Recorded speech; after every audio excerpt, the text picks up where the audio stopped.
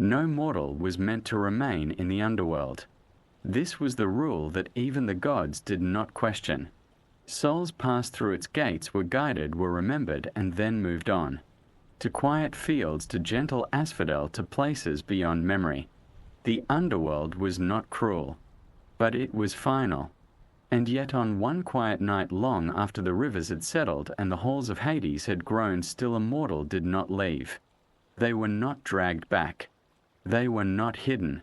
They were not forgotten. They were allowed to stay. There was no announcement, no decree carved into stone. The decision was made in silence.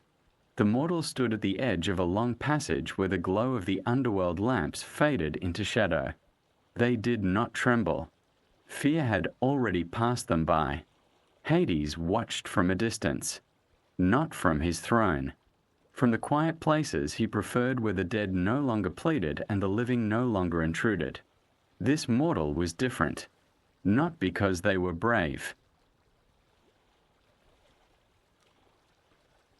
not because they were clever, not because they had performed some great deed, but because they asked for nothing.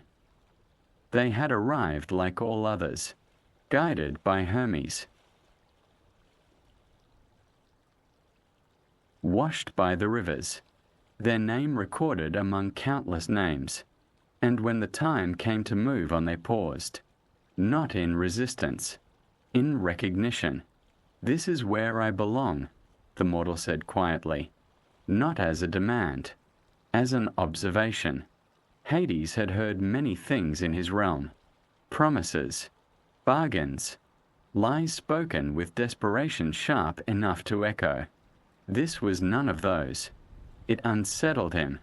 Persephone noticed it too.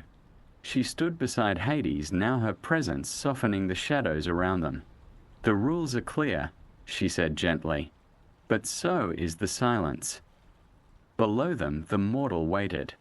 The underworld itself seemed to hold its breath. The rivers slowed their murmuring. The nearby shades drifted no closer, as though instinctively giving space to a moment that did not belong to them. Hades rose. He did not summon the mortal. He did not speak their name. He walked toward them. Each step echoed faintly through the halls, not with authority, with inevitability. You know this place is not meant for the living, Hades said. The mortal nodded. I know. And yet you remain. Yes. Nothing followed. No explanation rushed in to fill the quiet. Hades studied them carefully. Mortals often misunderstood the underworld. They believed it was punishment, or reward, or absence. In truth, it was balance. And why, Hades asked, do you believe you belong here? The mortal lowered their gaze, not in shame, in thought, because everywhere else, they said slowly, I am unfinished. The words settled heavily into the air. Persephone felt it first, a subtle shift, as though something ancient had been gently disturbed. Hades did not answer. He turned instead toward the great halls behind him, toward the countless souls who had passed through, certain of where they were meant to go. None had ever said this. Stay where you are, Hades said at last. It was not permission. It was not refusal. It was a pause. And in the underworld pauses were rare. The mortal remained where they stood. The lamps flickered softly. Somewhere deep below, the river Styx changed its course just slightly. The mortal did not speak again. They did not need to. Hades already felt the weight of the question settling into the stone beneath them. Who were you? He asked at last. Not harshly, not kindly, simply as a matter of order. The mortal took a moment before answering. In life, they said, I was ordinary. Hades raised his gaze. Mortals often lied at this point. They spoke of losses or sacrifices or injustices meant to tilt judgment in their favor. This one did not. I lived near the sea, the mortal continued. I kept records for those who could not read. I counted cargo. I marked time. I watched ships leave and return. Their voice remained steady. I was not remembered for anything worth naming. Persephone listened closely.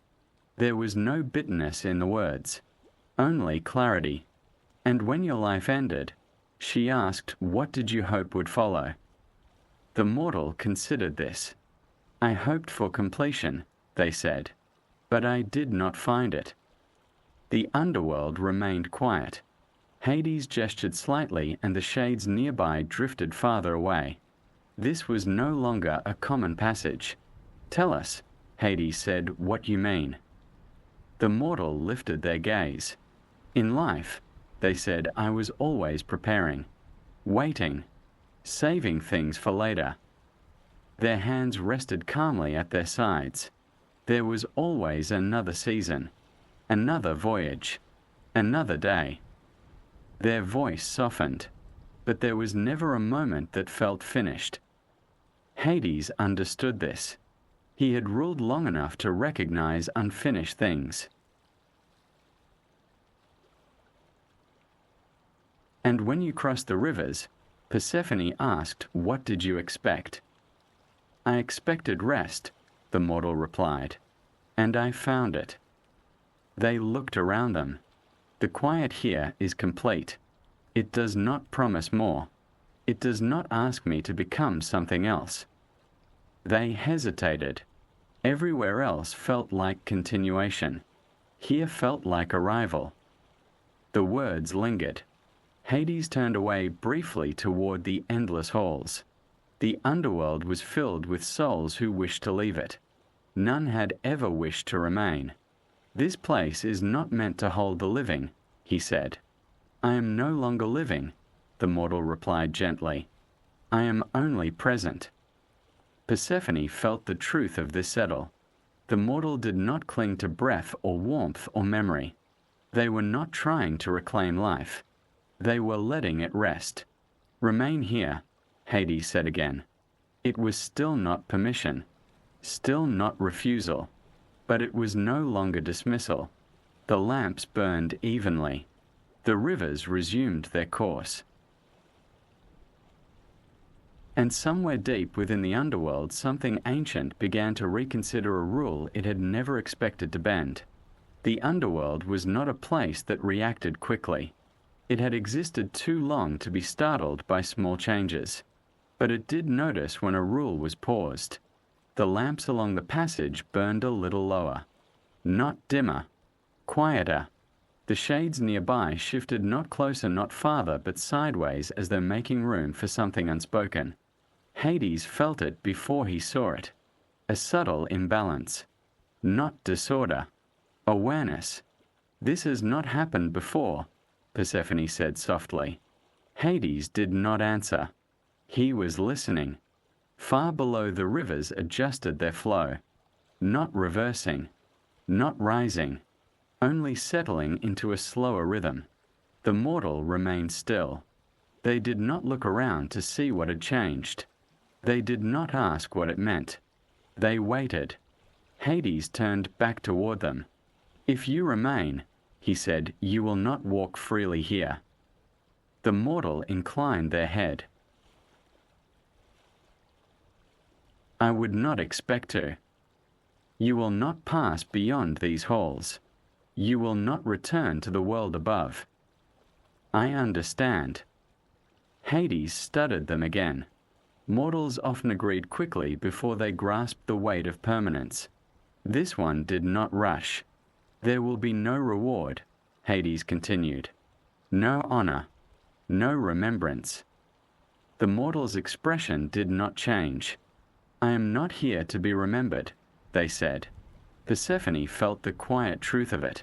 That unsettled her more than defiance ever could. And yet, she said, the underworld is shaped by passage, by movement, by souls arriving and leaving. The mortal looked at her. Then let me be, they said, the one who rests between.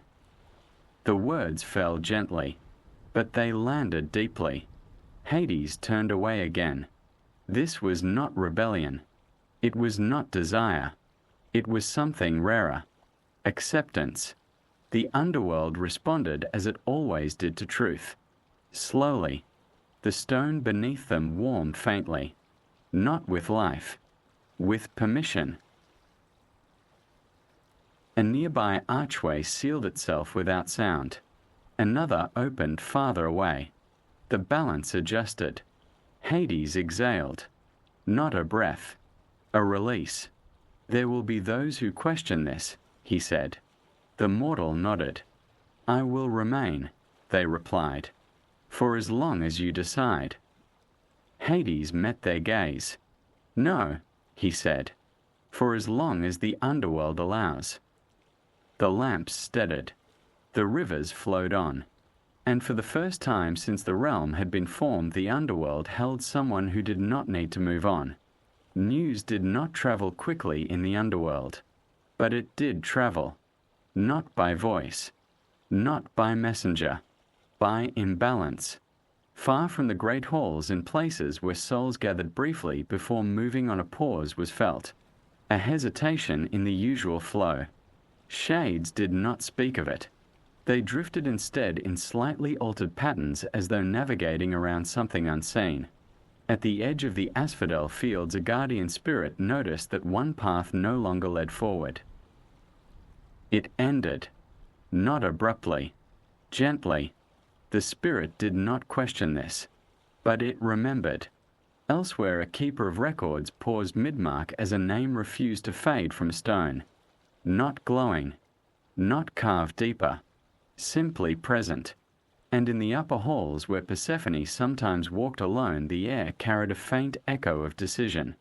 She felt it settle around her like a thought not yet spoken. The realm is adjusting, she said quietly when she returned to Hades. Yes, he replied. It always does. And when it finishes adjusting, she asked, what then?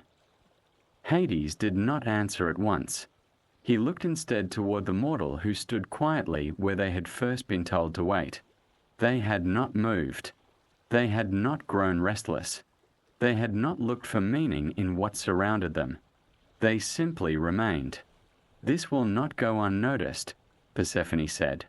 Nothing ever is, Hades replied. Below them, the mortal lifted their gaze slightly, not toward the gods,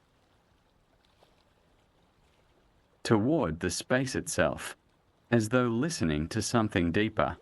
Do you hear it? Persephone asked. Yes, Hades said. The underworld was learning, not breaking, learning. A faint warmth spread outward from the place where the mortal stood. Not life, not warmth as the living knew it, but steadiness. Paths nearby grew clearer. Shadows softened. Movement resumed around the pause without disturbance. This changes nothing, Hades said at last. And yet, Persephone replied, it changes everything. The mortal did not speak. They had no need to. They were already what the realm required. And slowly, inevitably, the question moved outward beyond the halls and into places where gods noticed when balance shifted. The first to notice from beyond the realm was Hermes.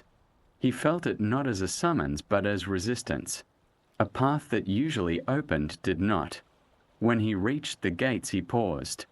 This was unusual. Hermes crossed boundaries as easily as thought. Yet here the air held, not barring him, asking. He stepped forward anyway, and the gates parted with their usual silence. The underworld greeted him as it always had, calm, measured, unyielding, but something within it had shifted. Hermes did not hurry. He followed the change as one followed a subtle trail that did not wish to be hidden. At last he saw the mortal, standing quietly where paths no longer passed through. Hermes smiled faintly. Well, he said gently, this is new. The mortal inclined their head. Welcome, they replied. Hermes studied them. You should not be here, he said without accusation. I know, the mortal answered. And yet you are not lost, Hermes said. No. Hermes glanced around. The underworld did not protest his presence. It accepted him but did not bend toward him. This unsettled him more than hostility ever could. He moved on until he stood before Hades. Something has paused, Hermes said. Yes, Hades replied. And it was not you. No. Hermes's gaze returned to the mortal. They are alive, he said quietly. Not living, Persephone corrected. Hermes considered this. I deliver messages, he said, even the difficult ones. Then you understand, Hades replied, why this one was not sent back. Hermes nodded slowly. They do not wish to go, he said, and they do not wish to stay as a privilege. No. Hermes looked at the mortal again. You know what it means to remain, he said. Yes. You will not change, Hermes continued. You will not grow older here. You will not return as you were. I do not wish to, the mortal said. Hermes exhaled. Not frustration. Recognition. This will trouble others, he said. Let them be troubled, Persephone replied. Hermes smiled slightly. I will not speak of this yet, he said, but questions will come. Hades nodded. I am prepared. Hermes turned back toward the mortal. Then remain, he said, not as command. As acknowledgement. And with that the messenger stepped away his passage, sealing behind him as quietly as it had opened. The underworld settled again. The mortal remained. And above, far beyond the gate, something ancient began to wonder whether permanence had ever been as absolute as it once believed. Time passed differently now. Not faster. Not slower. Differently. The mortal remained where paths no longer crossed. And slowly the underworld began to shape itself around them. Not deliberately. Naturally. They were given no chamber. No seat. No mark of status. They stood or walked or rested where the stone felt calm. And yet wherever they remained, the flow of souls softened. Those who passed nearby felt no pull to linger, no fear to hurry. They moved on with greater ease. Persephone noticed this first. They are not changing the realm, she said quietly. They are clarifying it. Hades watched in silence. The mortal did not speak often. They did not ask questions. They did not seek meaning from the dead who passed. But sometimes a shade paused near them. Not to speak, only to stand. For a moment the weight of memory lightened. Then the shade moved on. This was the cost. The mortal was becoming a still point. Not alive. Not dead. Present. You understand what this means, Hades said one night when the halls had grown quiet. The mortal nodded. I will not leave as I arrived, they said. No, Hades replied. You will fade without vanishing. The mortal accepted this without sorrow. I was always fading, they said. In life I only resisted it. Persephone felt the truth of this settle deeply. You will not be remembered as mortals are, she said. No stories will follow you upward. The mortal looked at her. That is why I remain, they replied. Hades turned away. This was not defiance. This was surrender without loss. And the underworld recognized it. Paths adjusted again. Not closing.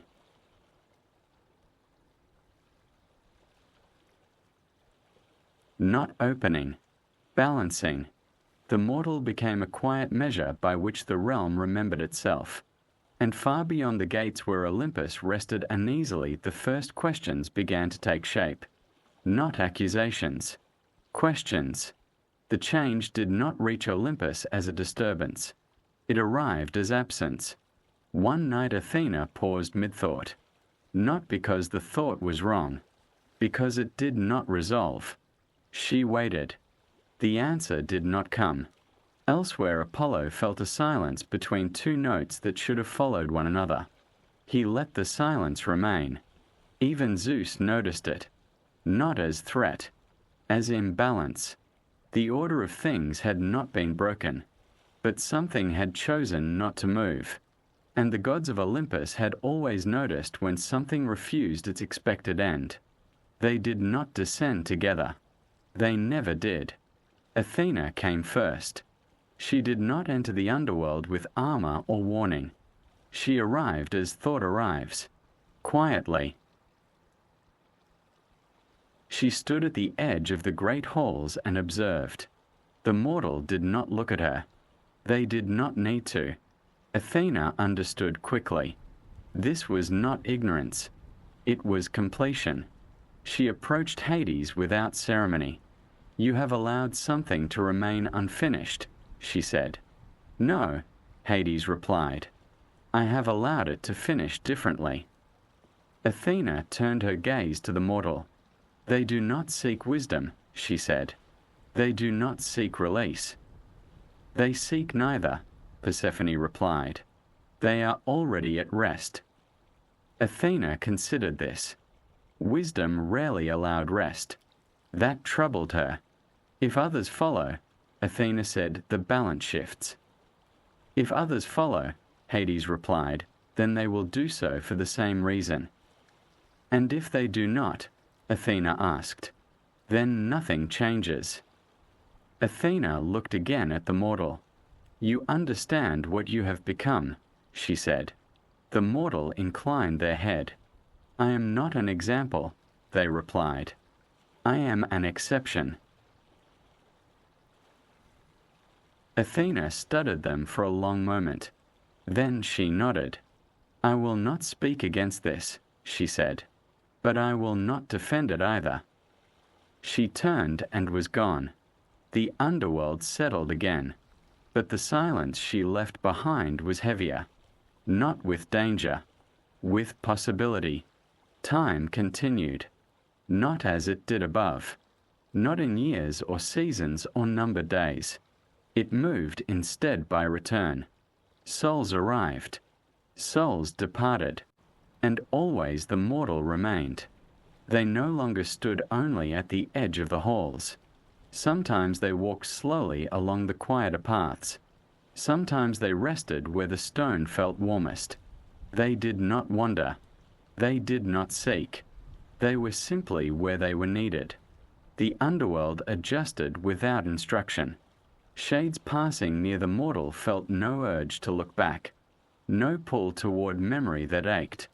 They remembered without clinging. Then they moved on. Persephone watched this with quiet wonder. "They are becoming part of the realm," she said. "They already are," Hades replied. The mortal no longer spoke of their life above, not because it was forgotten, because it no longer asked to be recalled. When they did speak, it was only to name what already existed. "This place is calm," they once said. Hades nodded. "It was always meant to be," he replied. But now it was clearer. The mortal had not altered the underworld's purpose. They had revealed it. Even the rivers felt it. Their flow smoothed. Their crossings grew gentler. Charon noticed first. "This one," he said quietly, "does not weigh." "No," Hades agreed. "They have already set everything down." The mortal's form changed slowly, not thinning, not fading, softening. Their edges blurred not into nothing but into steadiness. They were no longer someone who had arrived.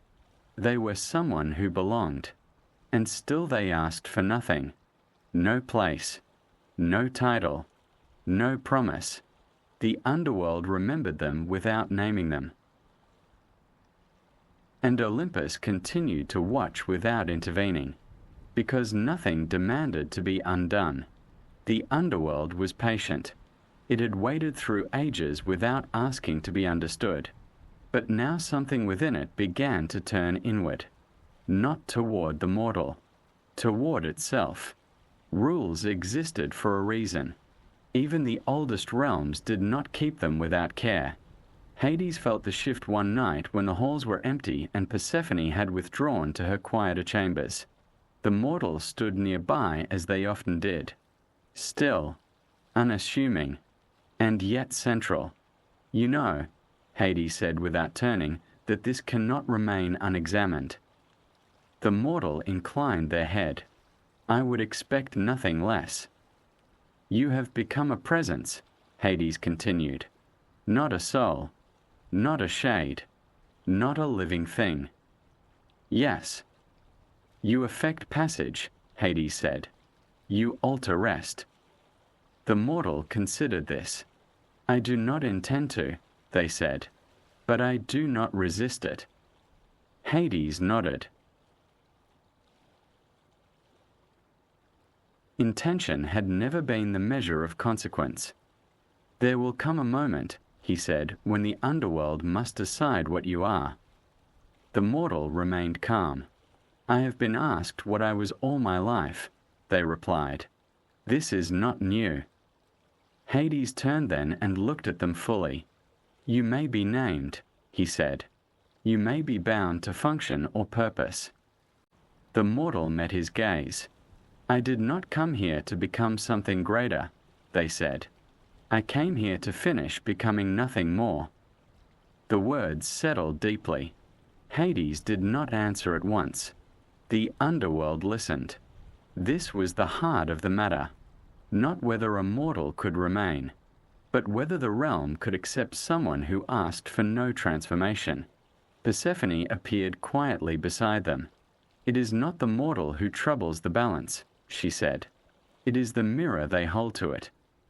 The mortal did not look at her. They did not need reassurance. They had already made peace with whatever answer came. Then the question, Hades said slowly, is not whether you stay. The lamps flickered softly. The rivers slowed as if listening. The question, he continued, is what the underworld becomes by allowing it. The mortal lowered their gaze. Not in fear, in acceptance. I will remain as I am, they said, for as long as the realm permits. The underworld did not respond. Not yet. But something ancient shifted slightly, not toward refusal, toward understanding. The answer did not come as a decree. It did not arrive as judgment or command. The underworld did what it had always done when faced with something true. It adjusted. The change was subtle. Paths realigned by the smallest degree, not enough to be noticed by those who passed through quickly, but enough to be felt by the realm itself. The mortal remained where they were. They did not wait for instruction. They did not seek recognition. They simply continued to be present, and presence was enough. A soul passing nearby paused, not because it was drawn, because it felt ready. It moved on without hesitation. Another followed. Then another. The flow grew smoother, quieter. The underworld was learning what it meant to hold something that did not resist its end. Hades observed this without interference. This is not disruption, Persephone said softly. No, he replied. It is refinement. The mortal heard this and inclined their head slightly. They did not smile. They did not respond. They had never come to be affirmed. The lamps steadied. The rivers resumed their natural pace. Charon's crossings felt lighter, not easier, clearer. Even the places where souls lingered longest began to empty without loss. Memory loosened. Rest deepened. The underworld had not changed its purpose. It had clarified it. Hades stepped closer to the mortal. You will not be named, he said. You will not be marked or remembered as others are. The mortal nodded. That was never my wish. You will not be bound to task or role. I ask for none. Hades considered them for a long moment.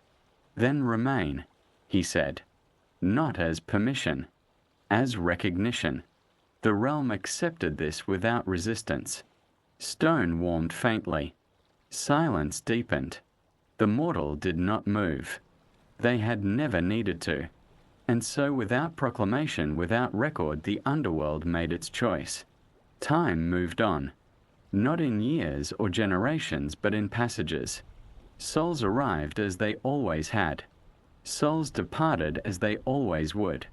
And between these movements the mortal remained. They were no longer noticed as something new. They became familiar, not as a presence that demanded attention, but as one that allowed it to fade. Shades passing through no longer paused in confusion. They paused in recognition, not of the mortal, of themselves. They remembered what they had been. Then they let it go. The underworld grew quieter, not emptier, quieter. Its halls no longer echoed with unfinished thoughts. Its paths no longer bent under the weight of reluctance. Persephone walked the realm often now. She noticed how easily souls accepted their passing. "How long has it been?" she asked once. Hades did not answer. Time no longer mattered here. The mortal's form softened further, not thinning, not disappearing. They were becoming part of the stillness itself, no longer someone who stood in the underworld. They were something the underworld stood around. Even Olympus felt it. The gods noticed that fewer prayers lingered unanswered, that endings felt less abrupt, that grief did not cling as tightly as it once had. No one spoke of the cause. There was no need. The mortal had never been meant to be known, only felt, and still they asked for nothing. No release, no remembrance, no return. They remained as they always had, present. And the underworld continued to move with a calm it had not known it was capable of holding. In time, even the idea of the mortal began to soften, not because they were forgotten, but because they no longer needed to be noticed. They did not stand apart from the realm. They did not fade into it. They existed within it as a pause exists within breath, unremarked, essential. Souls continued to arrive. They crossed the rivers, they followed the paths, they moved on when they were ready. And always there was a place where readiness felt possible, not forced, not explained, simply present. Hades no longer watched closely. There was nothing left to oversee. Persephone passed by often and sometimes paused, not to look, to feel. "This is what completion is," she said once, not to anyone in particular. The underworld did not answer. It did not need to. The mortal did not respond either. They had already given everything required by asking for nothing at all. Ages moved gently onward. Civilizations rose and fell above. Names were spoken and forgotten. But here in the quiet depths nothing hurried. Nothing resisted. Nothing lingered longer than it wished. The underworld remained what it had always been, a place of endings. But now it was also a place where endings rested easily. And at its quiet center there remained what had never asked to be more. Not a soul, not a god, not a memory, only a presence that allowed all things to finish becoming what they were meant to be. No rule was broken, no order undone. Something simply found where it belonged, and the underworld continued on as it always had, silent, balanced, complete.